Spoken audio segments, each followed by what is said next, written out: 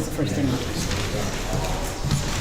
I'd like to call to order the Schenectady City Council Committee meeting for Tuesday, February 18th, 2025. The first committee is Government Operations. I'd like to call to order government operations. We have two items on the agenda today. The first is the Schenectady United Neighborhood appointment to CPRB. Mayor McCarthy. Thank you, Mr. Chairman.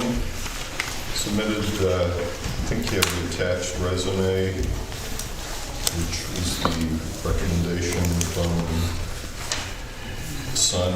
No council president raising a question on that, but that just happened. It's still in the code requiring that to be a standing organization where we take references from. And so at this point, to look to be able to get a quorum on the board, would ask for the council to move this forward. Well, the email said that they're disbanding it and deactivating it for now, so Sun's not even going to meet until they can get a number of people. Is the email that Lori sent, and she's going to send it to the entire council. I just got that one, which I forwarded to you. So I would hope that we could wait until they made that final decision before. So you're going to change the criteria for the Police Community Review Board also? We would have to if they're going to deactivate, because they're on. It's in the code that they are part of them, but they're saying they're not going to meet anymore. Something that we don't have control over. So if we could just wait until she's on vacation right now, and she comes back, and we can have that conversation on what that would look like, and hold off until then. I have been in contact with the chair for the CPRB. Unrelated to this issue, I will be attending their upcoming meeting in March. I know they had a number of suggestions for changes, so I don't think that would be fall in line with addressing and bringing up this issue as well.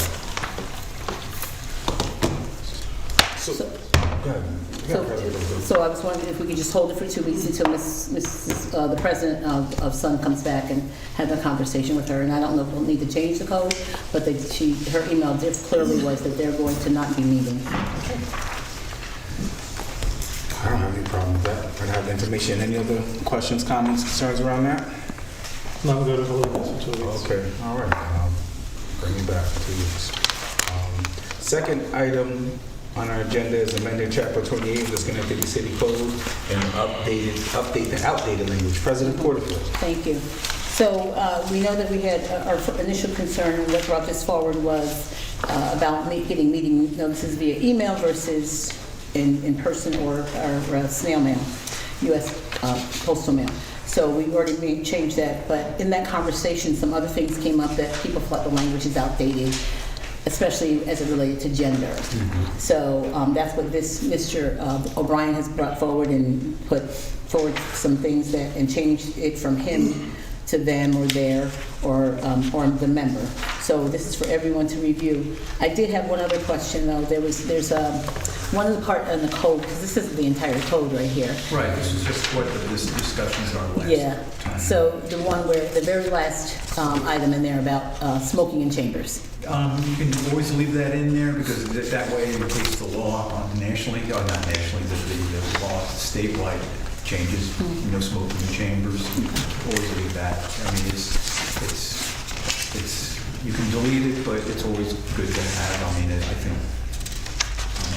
I know it's statewide, but you never know. Therefore, you just leave it as is. Okay. Whatever you want to do. To me, it's null and void because we don't smoke inside. I don't smoke, period. but if leaving it there is no harm, then we're good. Yes.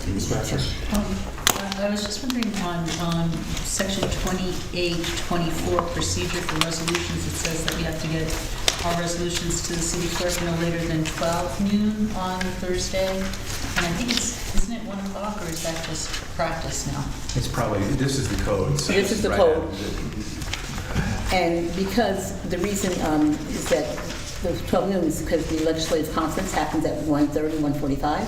So Sam's given that additional hour to give you that room. Okay, But if we want to move it up, we can always go strictly by the code and make sure it's no, by 12. I like the 1 o'clock. The 1 o'clock works for me. I just didn't know if we had to change it in here. She's just giving that grace that so people can get it in. Okay. Stay the same way.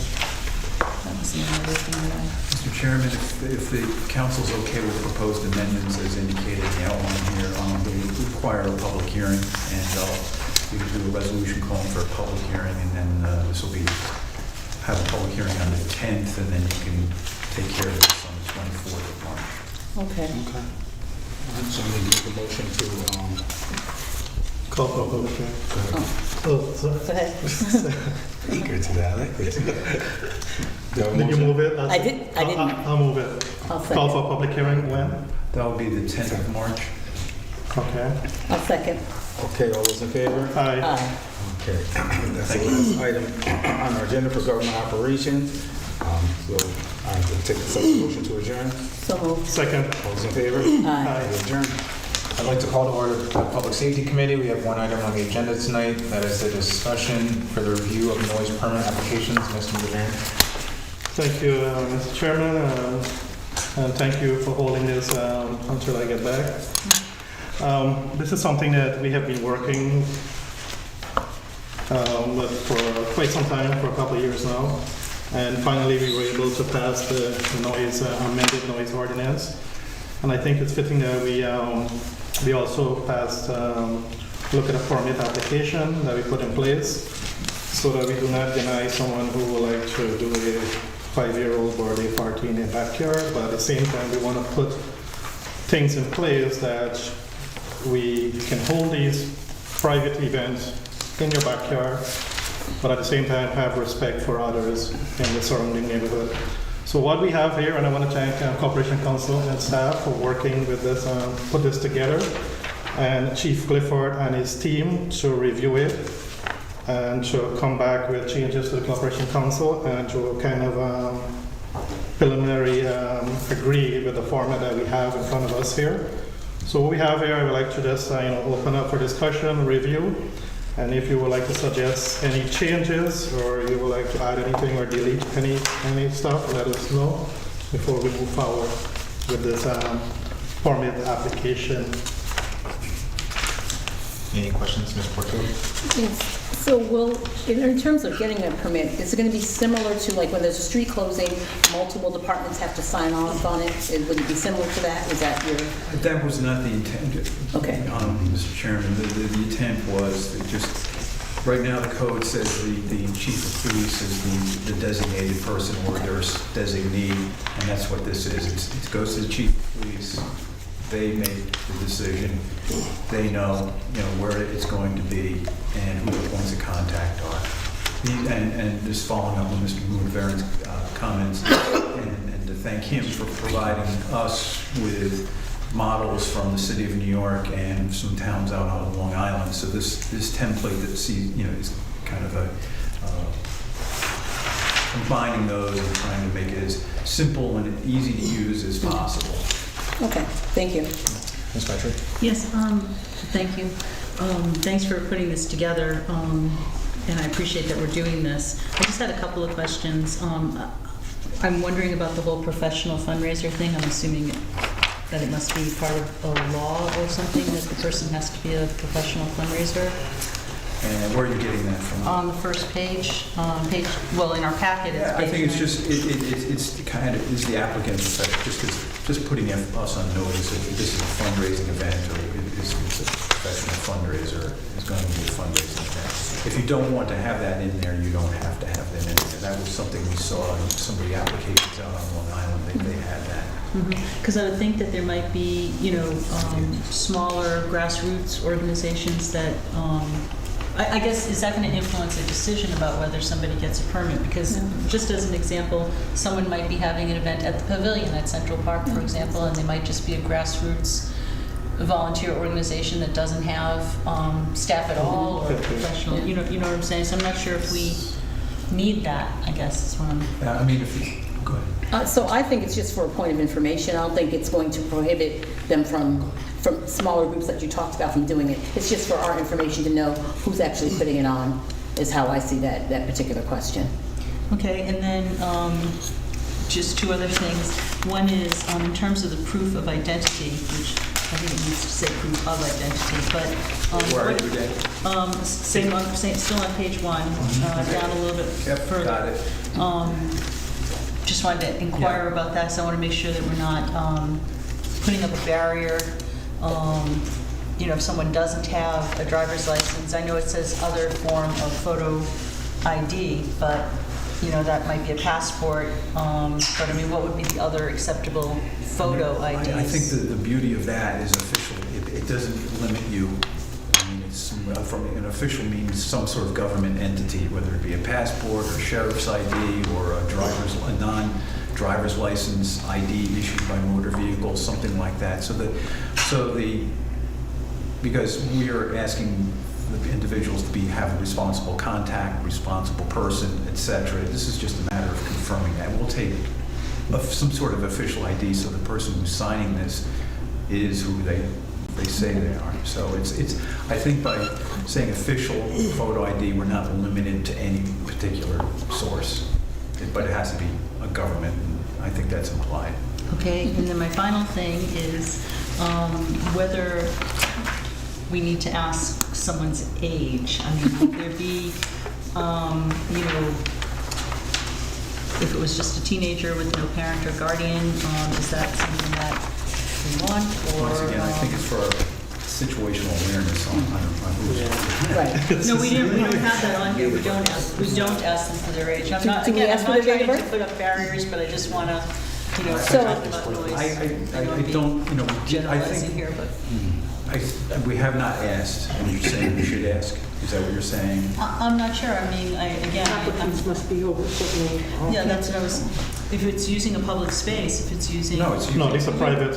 Oh, these are are for just private Yes, this is houses. not for public space. These are for private, private events. And then maybe somebody would need to have a parent or guardian. So, rather than ask someone their age, we could, if you feel there's a stipulation, there should be a stipulation that a person under 18, let's use that, for example, then we could always put in there that permits are only issued to individuals 18 and older. Well, or have a parent or guardian signature or something? Well, if the that means person's- that the parent would have to get the permit. 'cause Maybe the if- parent would be the getting the Yeah. permit. That's not a bad idea, right? So why don't we just add applicant must be over 18? Yeah. We can add Well, that. I just brought it up. Yeah, for no, discussion. good point, good No, point. no, that makes sense. So we can just put applicant must be over 18 We years. can add. Yes. Any other questions or comments, Ms. DeToro? Thank you. So again, will there be a cost associated with this? Yes, that's what I was going to address. We discussed it, but we just want to bring it to the council. There is no cost there is no fees for this. I mean, the sound noise ordinance That's the thing. does not set a fee. It says that this is issued by the chief of police, and it does not set a fee. So whether you want to set a fee, that's going to require an amendment to the city code. Right now, this is in keeping with the code. This is an application based on the code. If you're looking to formalize it through a fee, then you're going to have a public hearing, and then the ordinance is going to have to be amended. So it's up to you all what you want to do on that. I was going to say, Can I finish? I have a few questions. Is that okay? Was it an additional question, or were you going to comment on that? 'Cause I think people- Additional questions. I think people are going to comment on that response. Okay. Yep, Mr. Farley. so real quickly, what I was going to say is that this seems like a tool. So in case there's somebody at their house and they're having an event and it's loud and police have to respond, then therefore we have a record of the point person who we can say, listen, you know, this is the person in charge of this event. So I think that was the purpose for this more than trying to further tax people or have another fee. I don't think that's the intention. And then Ms. Wintergreen. Yes, and that's exactly to the point when this was discussed initially, is how do we utilize our police resource in a better way, rather than we sending two officers there just to tell someone to lower the music down.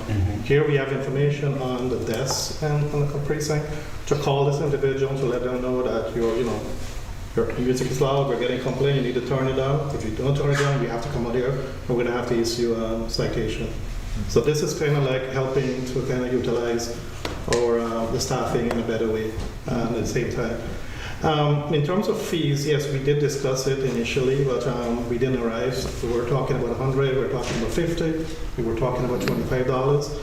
So I said, let's bring it to the council and let's see what collectively we can add, because yes, this will be taken away sometime to put the permit together and things like that, and to kind of like man this in a way that to, you know, if there has to make calls and things like that, so this individual, which we hope not. So I think I am in agreement that we put a fee attached to this, but how much, I will defer to my colleagues to see what the best possible fee we can attach here. And at the same time, yes, once we put a fee to this, we'll have to call for a public hearing. So I'd say in my response to that, I would kind of respond the opposing. I don't agree with us putting in place a fee. I think especially in a year where taxes, both in the city and the county, I think there was an article saying that those have increased. I would agree with Mr. Farley that this was my support for this was to provide a clear means of addressing just excessive noise, and then also providing the police, as you highlighted, with a point of contact.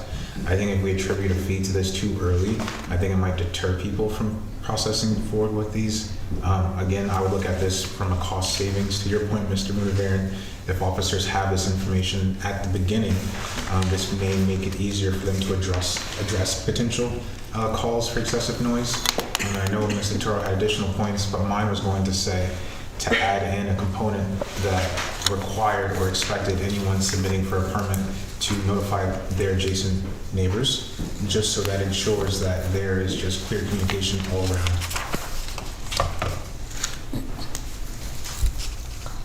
We can add that in the bottom of the Yes.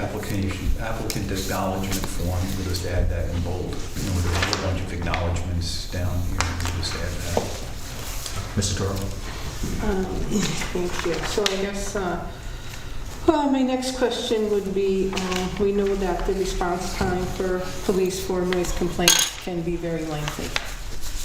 Who intends to make these phone calls and having a party? Do you think the individual hosting the party has a cell phone on them all the time? And if the music's loud, are they going to be able to hear the phone call, which would prompt a visit from the police anyway? Meanwhile, the neighbors next door are trying to enjoy an afternoon of peace after a hard week of work or whatever, gardening, and there's loud noise. I probably have more noise complaints and a combination of all of you sitting around the table from my neighborhood at times, where the complaints are addressed 2, 4, 6, 8 hours later, and only because that our police department is busy making other calls in the city. I'm not in favor of a permit to make noise. I just don't think it's something that we should allow, especially just, we're going to tell you there's 6 points now that we just passed for noise, but yet you're allowed to make noise if someone says you can make noise at a certain hour. I just don't think that we should have a sound here in the city. Ms. Porterfield? So I don't see this as a permit to make noise. It's just trying to regulate, because the noise is already being made. The noise is already being made. I'll finish my point. And so this isn't a permit to say, here, you can make noise, because they're already doing it. This is a way for us to keep track of what's going on.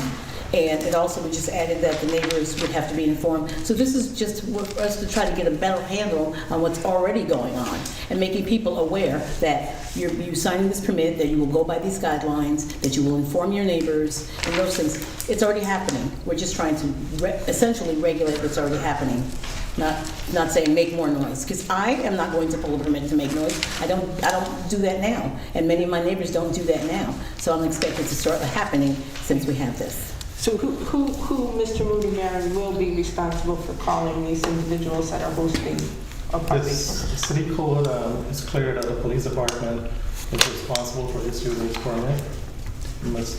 Yes, I mean, and just to follow up on the council president's earlier comments, the individuals, by acknowledging this, still have to comply with the Schenectady City Code. In fact, they're given a copy of the ordinance, and they still have to comply with the sound, the sound, the noise limits as set forth in that code. This doesn't give them an exemption. This is just saying, this is what we're doing. We're putting you on notice.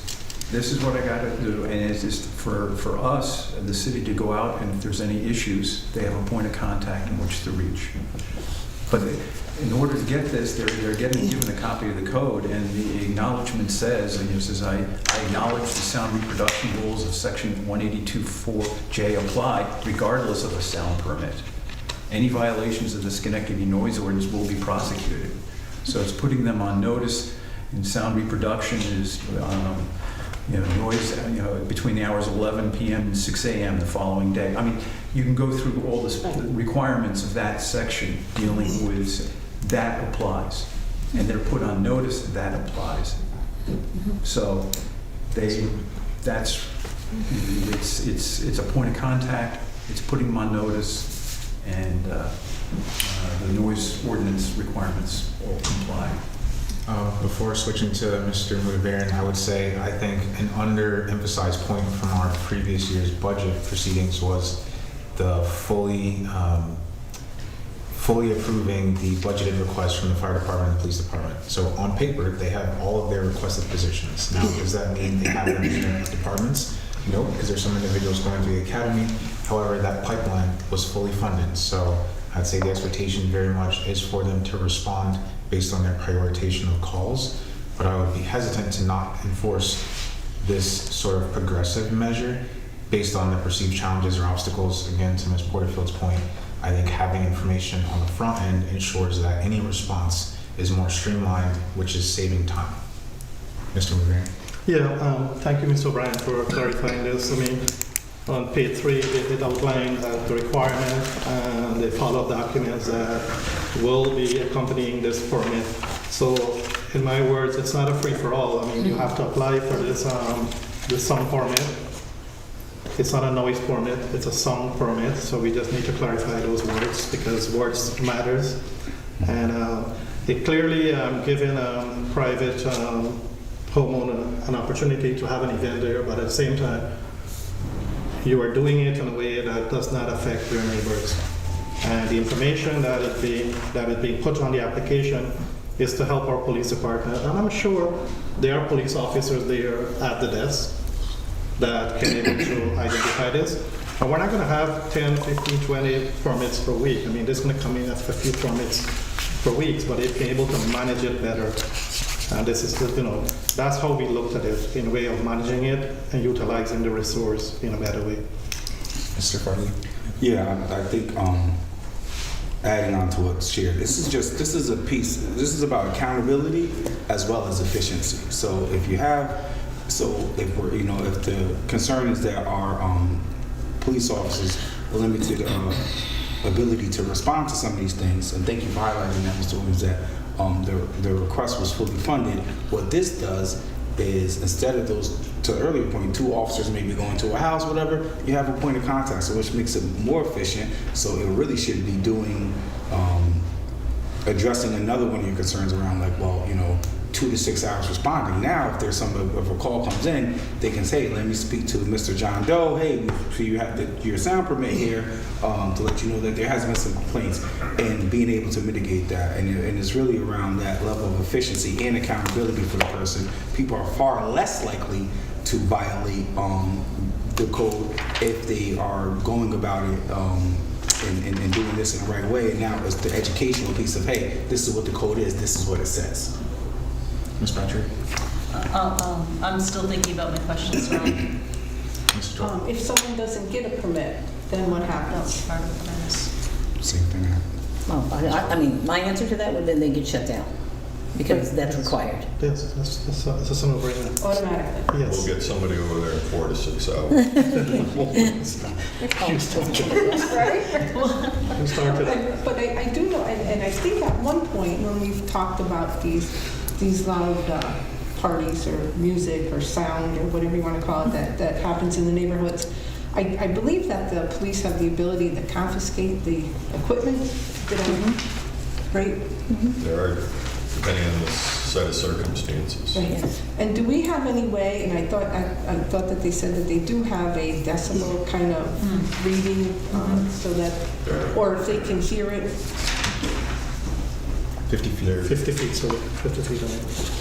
Yeah, there's a dB rating, so many bells, and then also the common sense component where if they can be heard so many feet away or within a certain 50 feet. Yes. Yes. Okay. And if it can be heard in any residence, regardless of whether the windows are open or not. So it's 50 feet, open or closed, it doesn't matter. If somebody's can hear it, they can hear it as they approach, and it's obviously more than 50 feet. So one more question. So should neighbors, you notify your neighbors, and your neighbors aren't willing, they might be having a little afternoon brunch in the backyard, and they're not in favor of this. I mean, can they reach out to the police department and say, my neighbor is putting a request in for having a DJ birthday party in the yard, and I'm having something of my own that won't be of any nuisance to anyone. Then what happens? Mr. Farley? So wouldn't, I mean, again, I think it states really clearly that you still, even with applying for this permit, you still have to operate within the existing parameters of the code. So that doesn't take away any of that. So if I put in for a sound permit and my neighbor was putting in for a sound permit and then I'm having tea in my yard and their sound is still loud or louder than what it should be, then we still have those existing graduated interventions that we would have now. So this doesn't in any way, shape, or form allow people to act outside of the code as it exists. This just is another piece of accountability and efficiency to make sure they do so. So it shouldn't change. And every permit, they will accompany the city, the section with regards to this, the noise. Everybody will get a copy. Everybody will have a copy attached to the permit. So it's really going to be defined in there, and we're going to be knowledgeable to know that, there are things that stipulate to how do we conduct ourselves. Not because you have a permit, you are free to do whatever you want. There are also limitations. Mr. Mayor? I'll defer to the council member. Mrs. Doran? Thank you. So where will the permits be available online? Will they file them in the clerk's office or at the police department? They'll be filed with the police department because the current code says that the police chief or their designee will issue it. So it's a matter of working up the rules and regulations that internally with the police department, but the code already says the police chief can make rules and regulations to implement this. Mr. Mayor? Yeah. Again, in terms of quantity, sometimes we'll get 8, 10, 15, sometimes 20 calls for noise backed up. To make this enforceable, I don't believe you can allow just anybody to apply for the permit. It has to be a property owner or somebody who has dominion and control over the site. And that if in fact there is a poor choice in their judgment, that the strength becomes the ability to go back, and if they are fined, because you get there, the police get there and say, it's not me, it's John Mudaviran that started this permit, but he left an hour ago. Oh no, it's Carl Williams that did it. You get this circular debate from people who are doing these events, and you have to be able to have some ability to assess the penalty and go back to the property owner is what I believe the strongest message that we can send to try and get compliance from this. And I think one of the ideas that we asked for the ID matches the address for the applicant. So then that brought one question: should we say resident and non-resident, or should we remove the non-resident? Because that's a good point brought up by the mayor in terms of linking this to the homeowner or the person who's living at that address. Sorry, I should broaden that. Ms. Patrick? I guess you could change, I hear what you're saying, and that's a good point, but if the owner might be the non-resident. In other words, so it might just be the semantics in terms of, owner or renter or something like that, but that's a good point. And the only other question that I had was a process question of, did you talk about this with the police department Yes. before? Yes. Yeah, okay, thanks. Yeah. It was vetted by the Thank you. Commissioner of Public Safety, Eric Clifford, and his staff, Great, thank you. and our Corporation Council office. Ms. Porterfield? Yeah, I had a couple of questions, well, a statement actually. So, because the mayor talked about, well, first of all, I think that if the police have to go, somewhere in here, we should have admitted that the permit must be produced if the police request, because they may say, oh, I have a permit, then we should let them know that if the police do have to come, you have to produce the permit that's been issued. And in terms of homeowner or resident or whatever we're going to call them, I guess for me the question becomes, what if it's a private event, but it's someplace else? It's at a different venue rather than someone's home. Then it's not the homeowner, but it definitely, with the ID and whoever submit, those things should match. But the question comes up again, what if I'm not holding it at my home, I'm holding it someplace else? No, I mean. Go ahead. Yes, sir. I mean, there is a responsible party, has to be Right. on premises at Absolutely. all time. So there has to be, they're agreeing that, you know, they're consenting to the inspection as well as that the responsible primary party or primary point of contact shall be at the premises at all Right, times. wherever the premises is, right? Yes. Where we're talking where this event is. Okay. And this is food for discussion. Do we want to add something that says if after a violation or a number of violations that people are no longer issued permits for a certain amount of time? Well, then we would have to change the code for that. Okay. There's nothing in the code right now, so you would have to amend the code. Okay. Mr. Toro? Thank you. So I do like the idea of the property owner, for sure, having to get the permit. So if it's hold off premises, like in a park, a lot of people have things in a park, do they need a permit to use the park area? Yes, they already do. They do. Yes. They That's do. already done.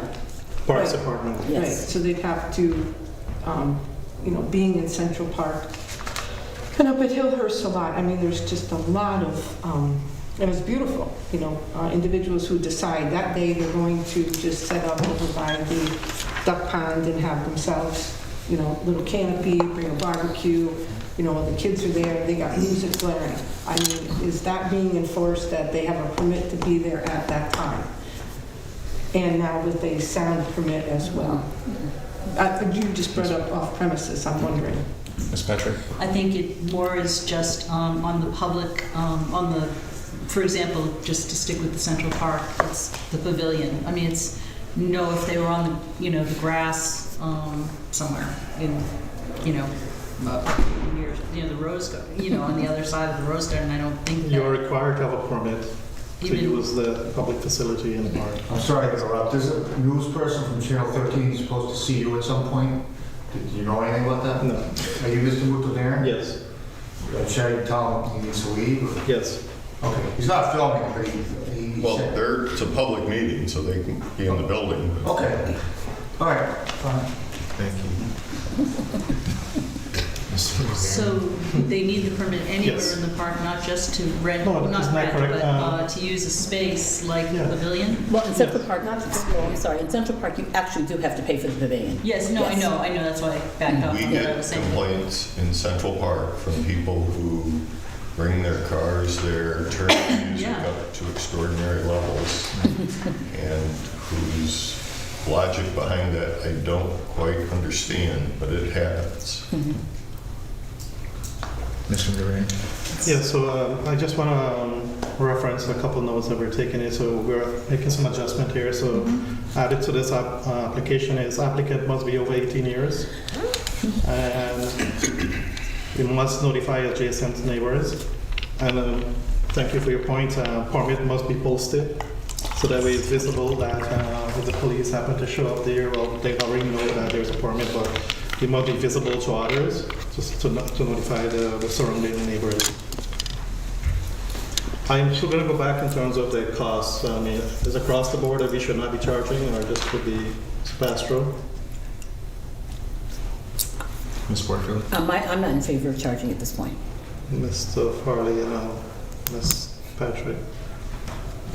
So, I think that right now this is, again, about accountability and some level of efficiency. So at this point, I think that we don't need to assign a fee to it, because if anything, if this operates in the way we think, it will make the enforcement of the existing noise ordinance easier to enforce without having to send those resources out. So I don't see the logic behind assigning a fee to it at this time. I mean, I'm fine with that. I think that, you know, they'll have to pay a fine, which is in the ordinance, if they, you know, break this. Mr. Toro? Mr. Chairman, you could always revisit this issue and add a fee and then to see how this rolls out, and if you feel that you want to add a fee to it, you can certainly do it at a later date. So you have that option.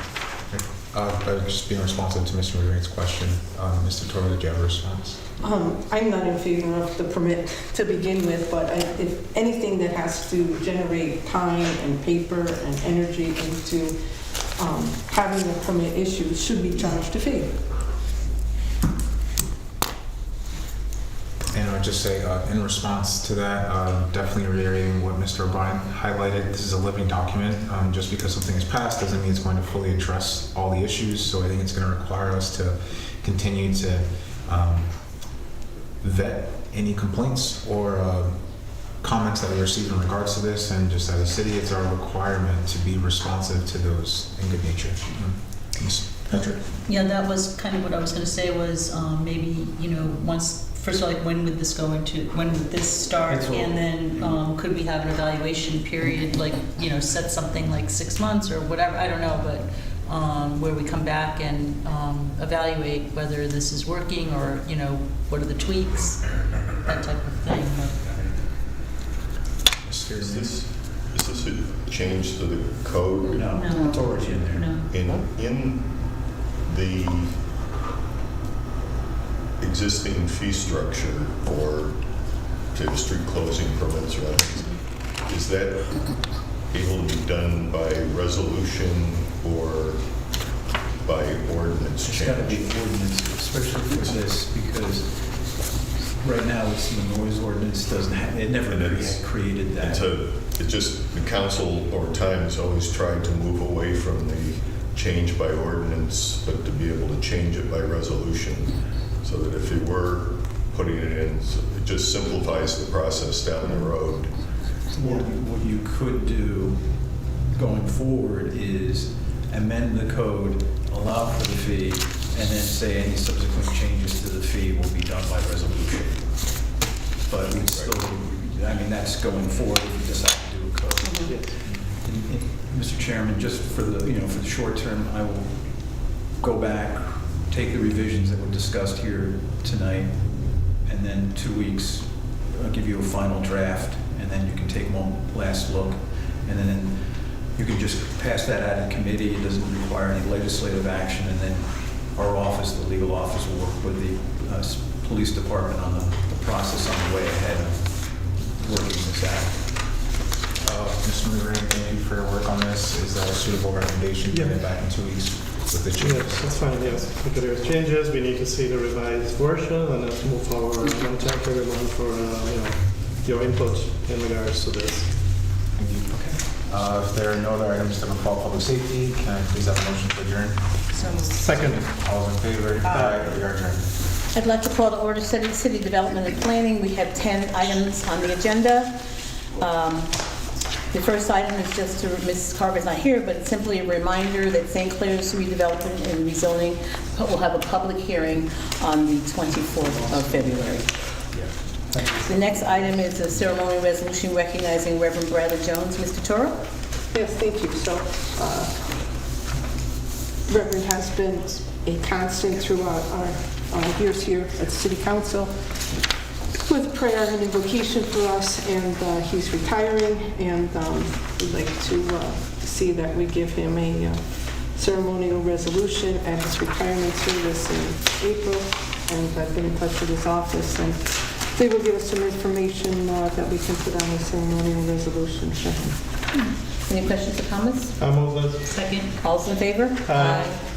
The next is a ceremonial resolution recognizing Women's History Month. Ms. Patrick? Yes, thank you. Women's History Month is the month of March. And we have done this in the past where we've had a ceremonial resolution recognizing Women's History Month this year. The 2025 theme for Women's History Month is Moving Forward Together, Women Educating and Inspiring Generations. And so it really talks about the ability to be able to nurture in all of us, but, in young people, how educators do nurture the idea of having critical thought and being able to have debate and how that impacts our democracy. So I'd like to honor that. Any questions or comments? I'll move this. I'll second. All's in favor? Aye. Thank you. The next item is a ceremonial resolution welcoming the New York Phoenix basketball team to Schenectady. Mr. Williams? So I am going to curtail my excitement, but I am beyond elated. For the longest time, I've been looking forward to a professional team returning to Schenectady as we highlight the achievements of Black or African American teams in prior years past. With reference to the Mohawk Giants, I think Schenectady and our booming city and the progressive steps we're taking, having a sporting team that we can allow the city to rally behind. I think looking beyond the family fun and affordable entertainment, truly evaluating them on their commitment to mentoring and putting in place a lot of youth development opportunities truly speaks for itself. So I am calling into existence that this will be a successful partnership, and I hope that I will see you all on their opening night on the 28th. I already brought my season courtside tickets, and I'm identifying myself as a courtside season ticket holder. But I'd be excited to see the support to push this forward. Mr. Mayor? Madam President, will Councilmember Williams make the first basket before he presents the resolution? Or If they allow him, I think he would really want to do that. It's all excited. The official jersey. I'll move this. I'll second it. All those in favor? Aye. Thank you. The next item is the lease agreement, 13 North Broadway. Ms. Barash?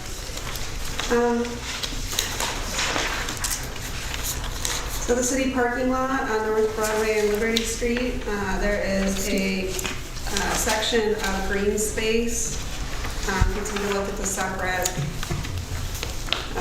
page in your folders. Excuse me, I thought we were, there was an email that we were bringing this back in 2 weeks. Oh, I thought so, but you called them before. Okay. Well, then I thought that you would. Okay, we can bring it back for 2 weeks. Sure. I just wanted to, give you that opportunity. Yeah, absolutely. Yes. I beg your pardon? Yes, you were. So we'll be bringing this back in 2 weeks. Have to go over to make sure that everything is, all the information in the permit was correct is the information that I received.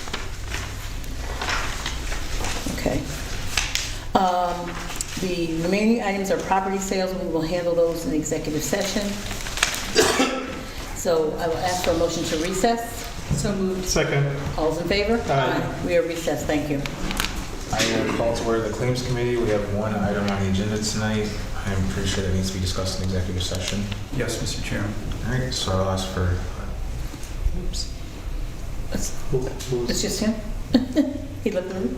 Okay. Can you see him? Can you see him? He's walking. The money.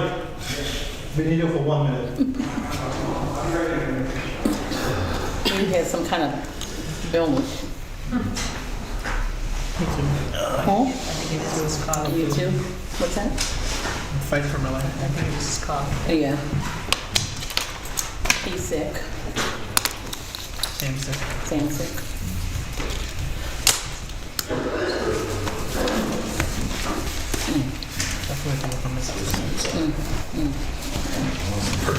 I know that, sorry.